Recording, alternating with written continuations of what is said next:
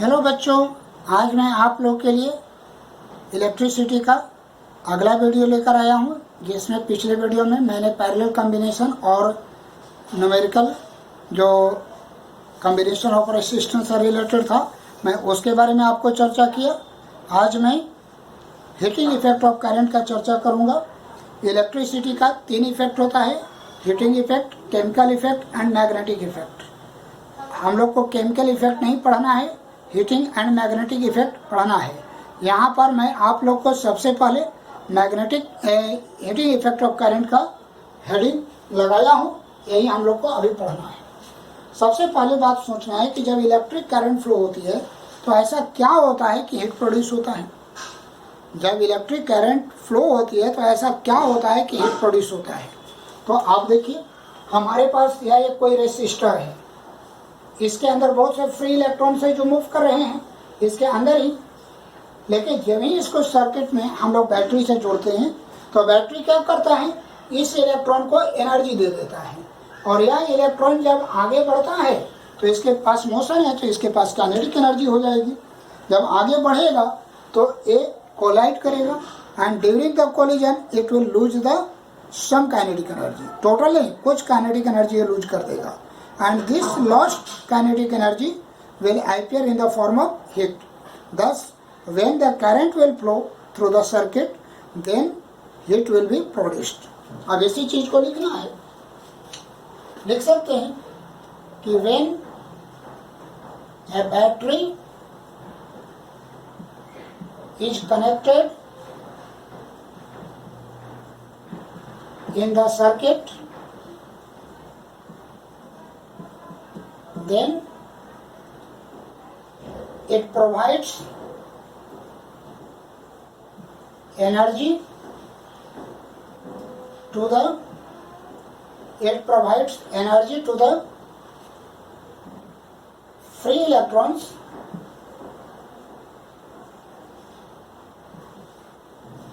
in the material। यह material के free electrons को एनर्जी प्रोवाइड कर देता है। Thus electrons start motion towards positive terminal of the battery। यह बैटरी के पॉजिटिव टर्मिनल की तरफ इलेक्ट्रॉन चलना मूव कर देता है। During the motion, electrons strike या collide with atoms। आगे बढ़ता है तो वहां पर एटम है, एटम से कोलाइड करेगा। It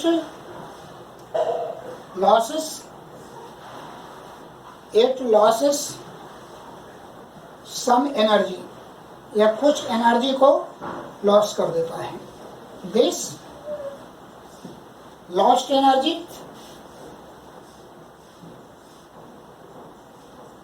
appears in the form of heat। इसको हीट के फॉर्म में हम लिख सकते हैं। अब आप बाद में अगर एच सी वर्मा का बुक पढ़ेंगे तो हीट टर्म इसके लिए बहुत प्रॉपर नहीं होता है, उस बुक में ऐसा जिक्र किया हुआ है, लेकिन खैर हम उस पर चर्चा नहीं करते हैं। यहाँ तक हम लोग आ जाते हैं। हीट क्यों प्रोड्यूस होता है, एक क्वेश्चन हमसे पूछा जाता है। अब हमारे पास दूसरा क्वेश्चन पूछा जाएगा कि कितना हीट प्रोड्यूस होगा। तो उसके लिए देखिए, आपने फार्मूला पढ़ा है V=W/Q, ये फार्मूला आपने पढ़ा है, तो क्रॉस मल्टीप्लाई करिए। W क्या हो जाएगा, VQ। ठीक है, V क्या फॉर्मूला आता है बच्चों, आया, ये तो ओम्स लॉ में हमने पढ़ा है। Q बराबर कितना होता है, तो इसके लिए आप देखिए I फार्मूला आपको Q/T पढ़ाया था, पहला फार्मूला ये पढ़ाया था इलेक्ट्रिसिटी में। यहाँ क्रॉस मल्टीप्लाई करिए, देन Q बराबर कितना हो जाएगा, I/T। तो फार्मूला कितना हो जाएगा, I²R/T। तो W फार्मूला हो गया I²R/T। इस तरीके से ये फार्मूला निकल गया हमारा। W को क्या कर सकते हैं, हीट कर सकते हैं, क्योंकि वर्क डन क्या होता है, एनर्जी होती है, और एनर्जी क्या होता है, हीट होता है। तो इस तरीके से यहाँ हम लिख सकते हैं हीट, क्योंकि हीट को भी तो एनर्जी ही कहते हैं, और वर्क डन भी एक तरीके से क्या है, एनर्जी है। तो हीट बराबर I²RT एक फॉर्मूला हो गया। इस फॉर्मूला को हम लोग joules law of heating effect कहते हैं। इस फॉर्मूला को हम लोग joules law of heating effect कहते हैं। ठीक है, कोई दिक्कत नहीं, यहाँ तक की चीज़ों को आप लोग नोट कर लें।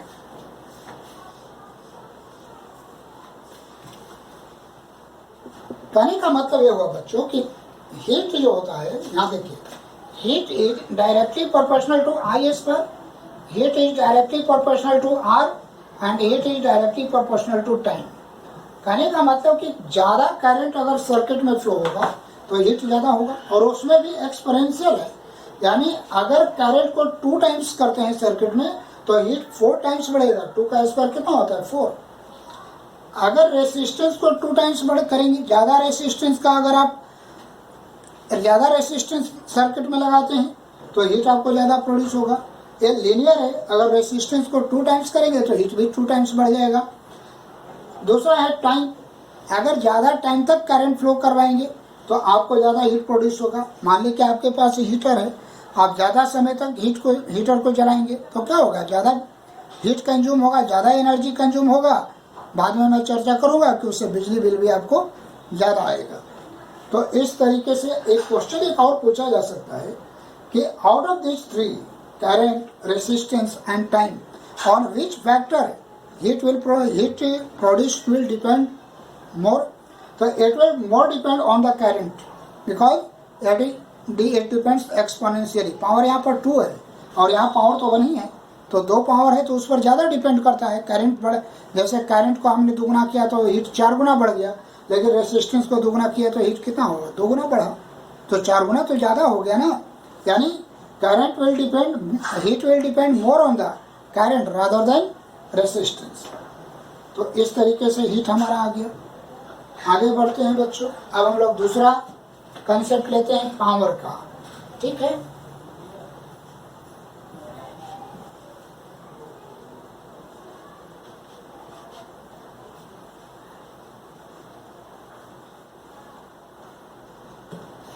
अब हम लोग दूसरा कंसेप्ट लेते हैं बच्चों पावर का। पावर क्या कहलाता है, तो आप लोग जानते हैं पावर का definition, rate of doing work, rate of doing work is called power है।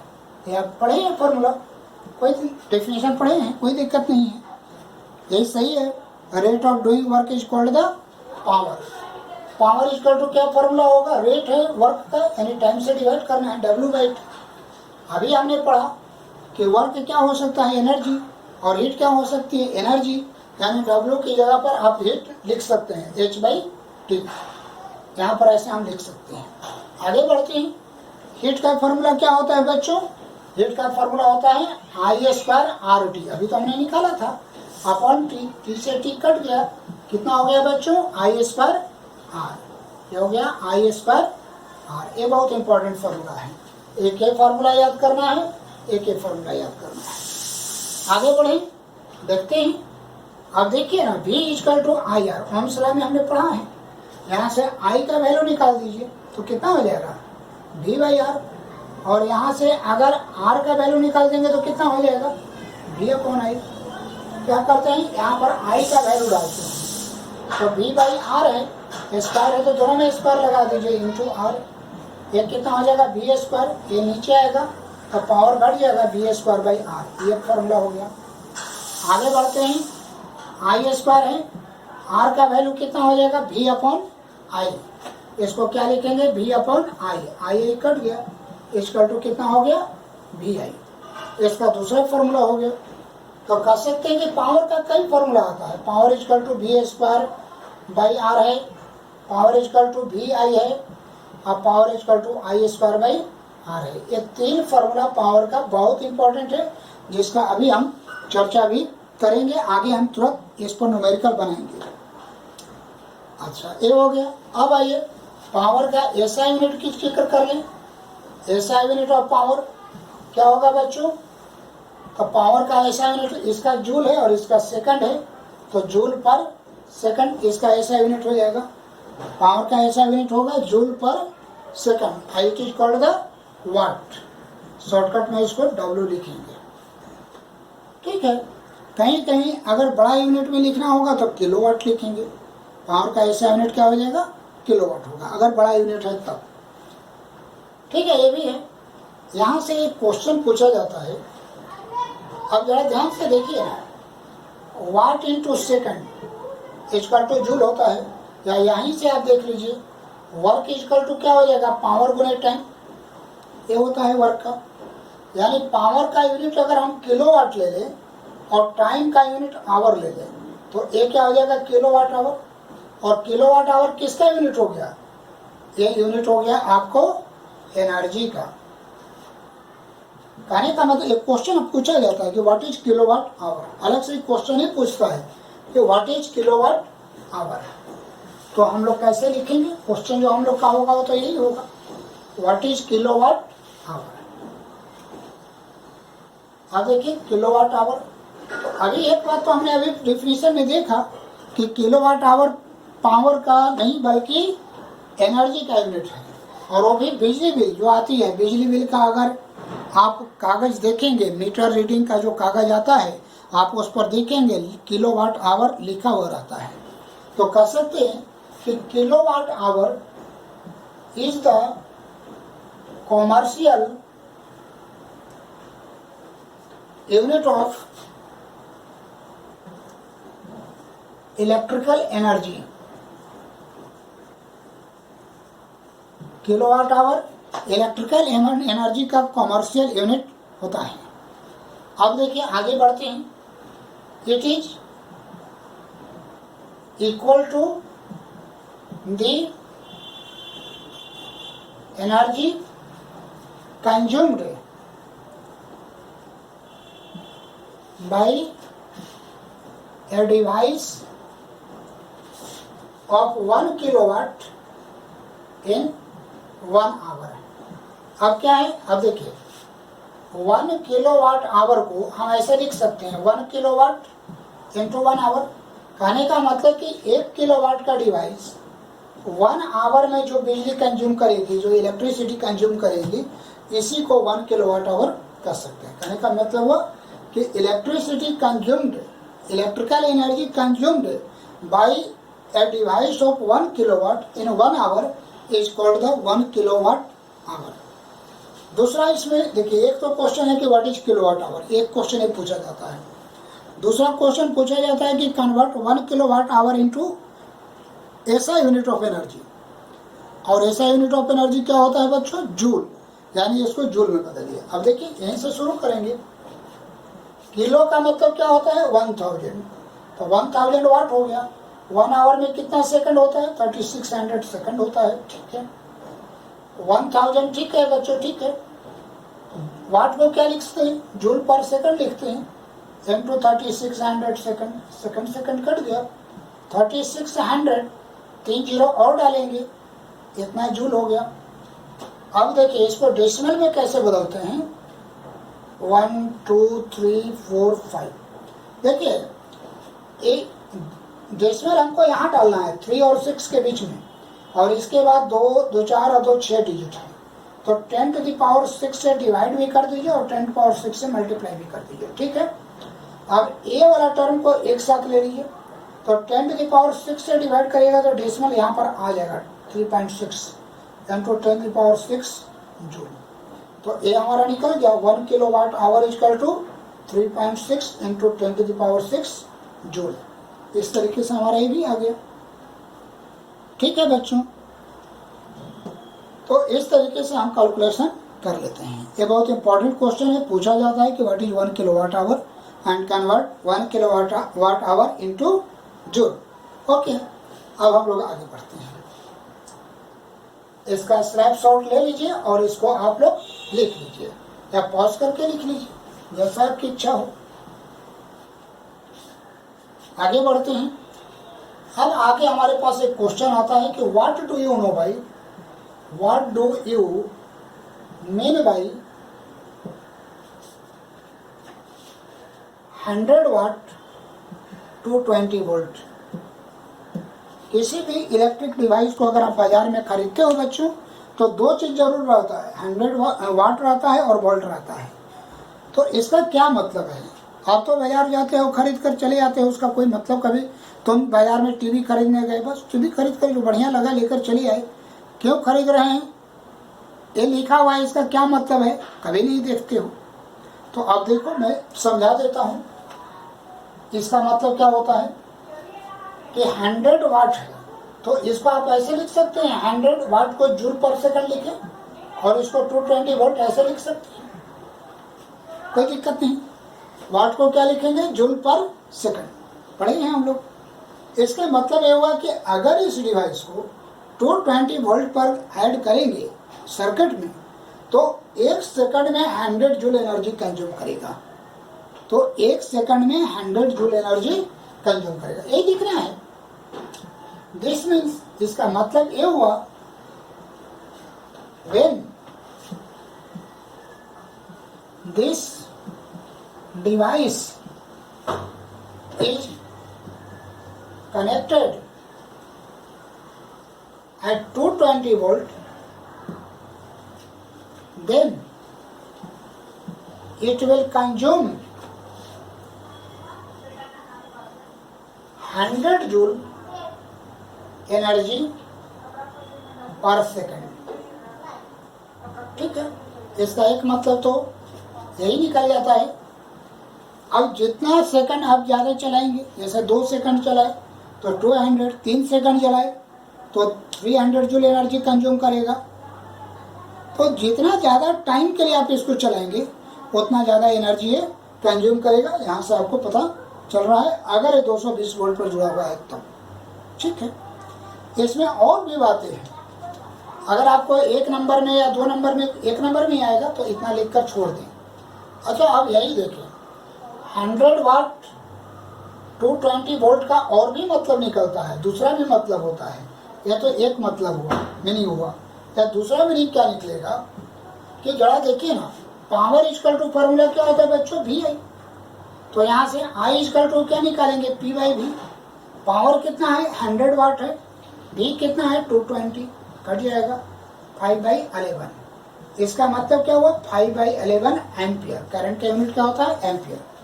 इसका मतलब ये हुआ बच्चों कि अगर इस डिवाइस को 220 वोल्ट पर जोड़ेंगे तो सर्किट से 5/11 एम्पियर करंट को वो कंज्यूम करेगा अपने में।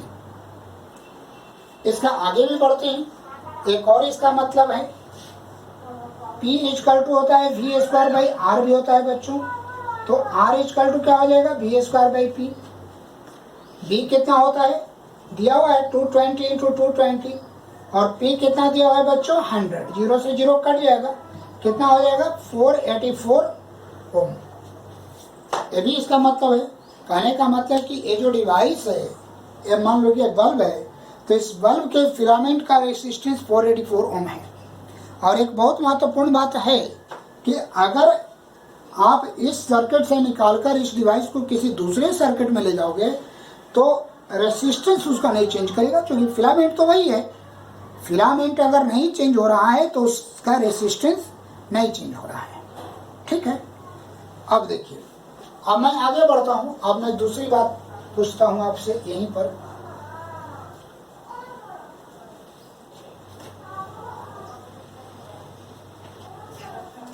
मान लेते हैं कि आपको 100 वाट 220 वोल्ट का एक बल्ब है, लेकिन आपके पास, आपने जिस सर्किट में इसको जोड़ा उस सर्किट का वोल्टेज 110 है। सर्किट वोल्टेज आपका 110 वोल्ट है, तो यानी इसका आधा हो गया।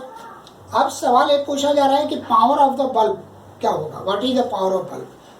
तो आप सोचेंगे कि चलिए भाई 110, 220 का हाफ हो गया 110, तो इसका भी 100 का हाफ 50 कर देते हैं, तो इसका पावर 50 वाट हो जाएगा।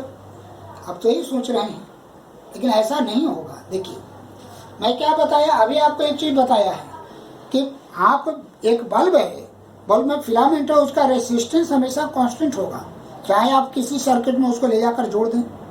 तो मैं क्या करता हूँ, सबसे पहले इसका रेसिस्टेंस निकालता हूँ। तो उसके लिए P बराबर V square by R formula का यूज करता हूँ।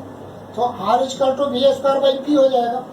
V कितना है 220 इंटू 220, पावर कितना है 100, काट दीजिए 0 0, कितना हो जाएगा 484 ओम हो जाएगा।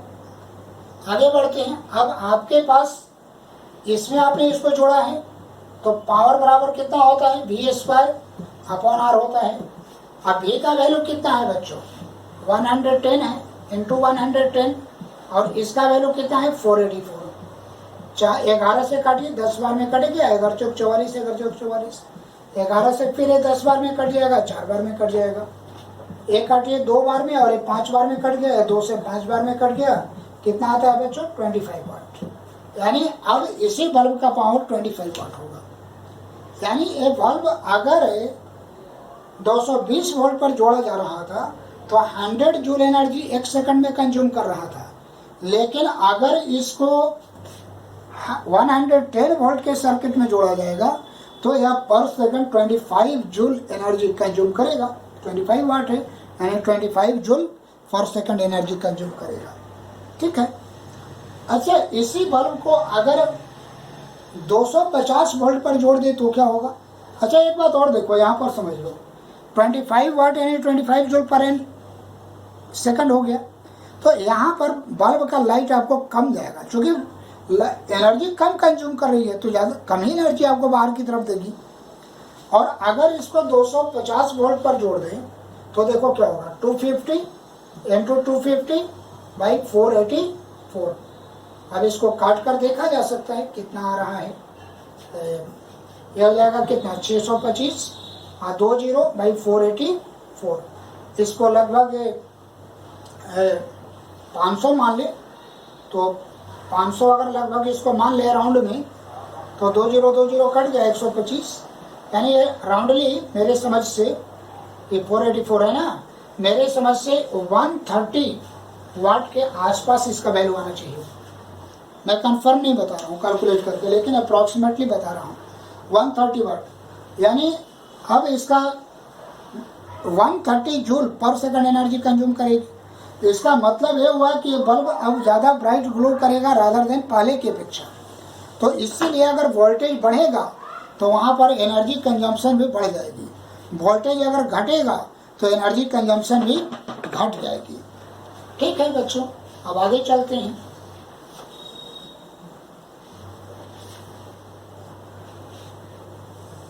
अब एक होता है करंट रेटिंग। करंट रेटिंग का मतलब क्या होता है बच्चों, तो अब पावर इक्वल टू क्या फॉर्मूला होता है VI, तो I इक्वल टू क्या हो जाएगा P/V। करंट रेटिंग का मतलब होता है कि कोई भी सर्किट या कोई भी डिवाइस या कोई भी फ्यूज वायर कितना करंट को रेसिस्ट कर सकता है। तो आपके पास जितना भी डिवाइस आप यूज कर रहे हैं सबके पावर को जोड़ दीजिए, और जिस वोल्टेज पर आप जोड़ रहे हैं, मान लीजिए जनरली तो हम 220 वोल्ट पर ही जोड़ते हैं क्योंकि घर में 220 वोल्ट है, इसको जोड़ दीजिए और डिवाइड करिए, पावर रेटिंग हो जाएगा। तो अलग अलग पावर रेटिंग के वायर या फ्यूज हमारे यहाँ आते हैं।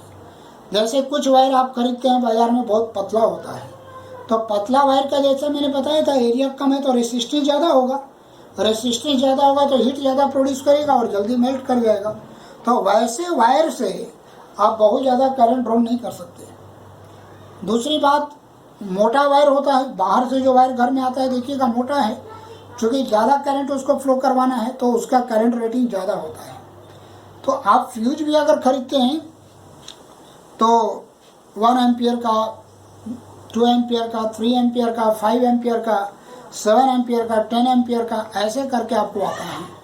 इसका मतलब कि अलग अलग पावर का, यानी हर वायर को करंट फ्लो करवाने की एक मैक्सिमम कैपेसिटी है, उससे ज़्यादा वो फ्लो नहीं करवा सकता। अगर ऐसा करेंगे तो डिवाइस बर्न हो जाएगा। मैं इस पर चर्चा बाद में करूंगा, लेकिन पावर रेटिंग क्या था ये मैंने आपको बता दिया। यहाँ एक और क्वेश्चन न्यूमेरिकल है जो बहुत इंपॉर्टेंट है, जो पूछा जाता है सामान्यतः। जैसे मान लेते हैं कि हमारे घर में 5 बल्ब है और हर बल्ब वाट का है। मान लें कि हमारे पास 3 फैन है और हर फैन हमारे पास 60 वाट का है, और अब टोटल एनर्जी कितना कंज्यूम होगा। अब मान लेते हैं कि ये बल्ब 100 वाट का जो बल्ब है वो 5 आवर चलता है, और 60 वाट का जो फैन है ये 10 आवर चलता है। तो एनर्जी बराबर पावर गुने टाइम होता है बच्चों, यही तो फॉर्मूला है। तो इसका पावर कितना हो जाएगा, देखिए 100 इंटू 5, क्योंकि 5 बल्ब है ना, तो 5 बल्ब का पावर जुड़ जाएगा, तो हो जाएगा 100 इंटू 5, और टाइम कितना हो जाएगा 5 आवर है। ठीक है। अच्छा, अगर यहाँ वाट में है तो इसको 1000 से डिवाइड कर लीजिएगा, प्लस इसके लिए देखिए 60 वाट है और 3 फैन है तो इंटू 3, 10 आवर चलता है। ये भी वाट में है तो इसको भी 1000 से डिवाइड कर लीजिएगा, और ये जो वैल्यू आपको आएगा वो किलोवाट आवर में आएगा।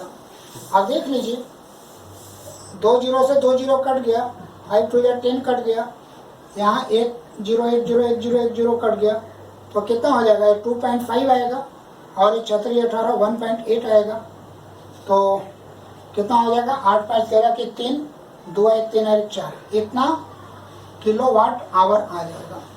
यानी आपको एक दिन में इतना किलोवाट आवर का एनर्जी कंज्यूम होगा। अगर मैं मान लो कि 30 डेज की बात कर लो तो यहाँ 30 से भी मल्टीप्लाई कर लो भाई, 30 से मल्टीप्लाई कर लो, तो चलो इसको हटा लेते हैं।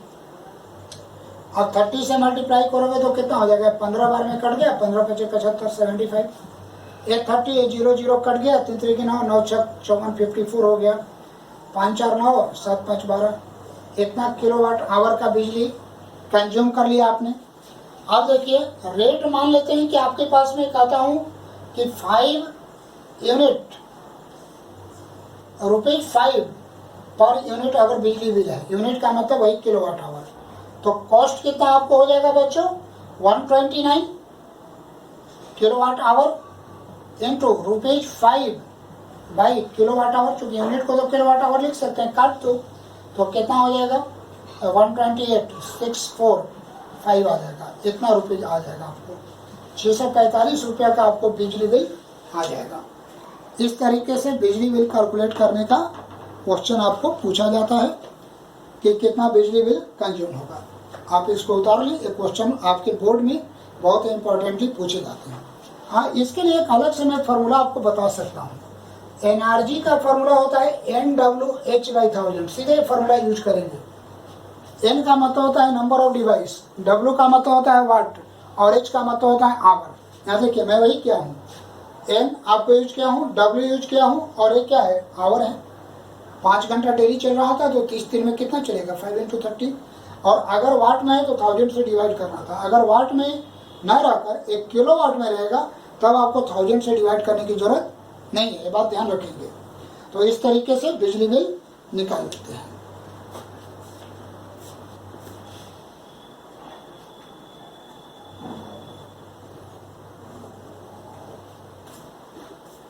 ठीक है बच्चों, अब मैं बता दूं, मेरा नाम राघवेंद्र कुमार, हम सबका चैनल है मैथमेटिक्स एंड साइंस।